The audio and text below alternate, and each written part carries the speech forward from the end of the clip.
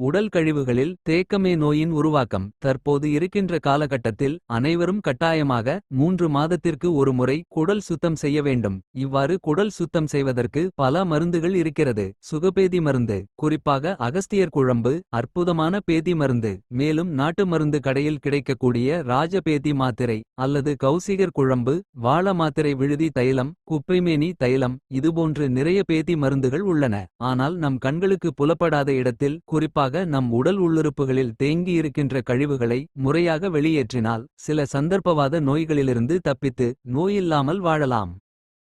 உடல் ஆரோக்கியம் குறித்த இத்தகைய அரிய தகவல்களை தாங்கள் தெரிந்து கொள்வதுடன் மட்டுமல்லாமல் மற்றவர்களுக்கும் தெரியப்படுத்திட இதனை அதிகம் பகிரவும். இயற்கை உணவு மருத்துவ ஆலோசகர், பாரம்பரிய சிகிச்சை சித்த வைத்தியர் சுரேஷ்.